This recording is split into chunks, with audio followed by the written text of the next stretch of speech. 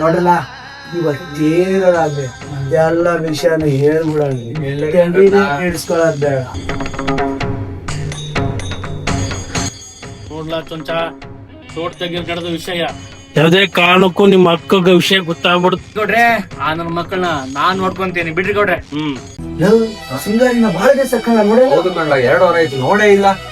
ಕಣ್ಣ ನಾನು ನೋಡೇ ಇಲ್ಲ, ನೋಡ್ಬೇಕು. ನೀವೇನ್ ಬಿಡ್ಲ, ಸಿಂಗಾರಿ ಇಲ್ಲ ಬಂಗಾರಿ ಇದ್ದಾಳೆ.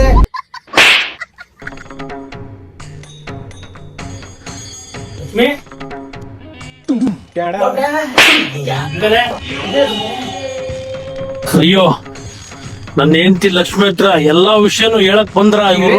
ಗೌಡ್ರೆ ನಾನ್ ಏನಂತ ಕೇಳ್ಕೊಂಡ್ ಬರ್ತೀನಿ.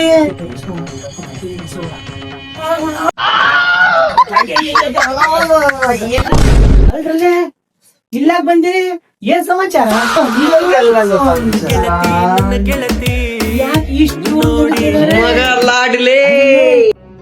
ಗೌಡ್ರು ಗಂಗಿ ಜೊತೆ ತೋಟಕ್ಕೆ ಹೋಗೋ ವಿಷಯನ ಅಕ್ಕಿ ಮುಂದೆ ಏನೋ ಹೇಳಕ್ ಬಂದ್ರ ಹೆಂಗೆ? ನಾವಂತಾರ ಅಲ್ಲ ಕೊಂಚ ಲಕ್ಷ್ಮಿ ಲಕ್ಷ್ಮಿ ಲಕ್ಷ್ಮಿ ಗೌಡ ತಿಂಗಿಸ್ತವ್ರ ಕೆತ್ತ ಮಾಡಕ್ಕೆ ಬಿಡವ.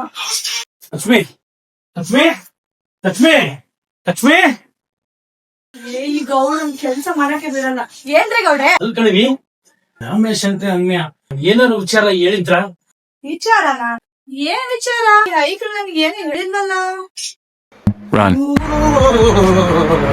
ನೋಡ್ರಿ ನಾನೇನು ಹೇಳಿಲ್ಲ. ನಿಮ್ಮ ಇವೇ ಮಣ್ಣ ಹಾಕೋಣ ಅಲ್ಲಿ ನಡೆದ ವಿಷಯನ ಇಲ್ಲಿ ಅಮ್ಮವ್ರ ಹತ್ರ ಹೇಳಿದೀನಲ್ಲ. ಅದು ಬಿಟ್ಬಿಟ್ಟೆ ನೋಡ್ರಿ. ಏನ್ ವಿಚಾರ? ಏನಿಲ್ಲ ಕಣವಿ, ನೀನ್ ಒಳಗ್ ಹೋಗು. ಹೌದಾ? ಬರ್ರಿ ಮೂರ್ ಜನ ಅವ್ರು ಉಂಟು ಬಂದಿದ್ದಾರೆ, ನೀನ್ ಒಳಗ್ ಹೋಗಮ್ಮಿ. ಊಟ ಮಾಡೋ ನೆಪದಲ್ಲಿ ನನ್ನ ಹೆಂಡತಿ ಹತ್ರ ಎಲ್ಲವನ್ನೂ ಹೇಳಕ್ ಬಂದಿರ ನೀವು? ಗ್ರಾಮ ಪಂಚಾಯತ್ ಕೇಳಕ್ ಬಂದಿದ್ದೆ ಗೌಡ್ರೆ. ನನ್ನ ಹೆಂಡತಿ ವಿಚಾರಕ್ಕೆ ಏನಾದ್ರು ಹೇಳಕ್ ಬಂದ್ರೆ ನನ್ನ ಅಟ್ಟಿ ಹತ್ರಕ್ ಬರಲ್ಲ. ಗ್ರಾಮ ಪಂಚಾಯತ್ ಬಗ್ಗೆ ಮಾತಾಡಕ್ ಬಂದಿದ್ವಿ. ನೋಡ್ರಲ್ಲ, ಇದು ನಮ್ಮ ಮಾವನ್ ಮನೆ. ನೀನೇ ಮಾತಾಡಿದ್ರು ನನ್ನ ಅಟ್ಟಿ ಹತ್ರ ಬರಲ್ಲ.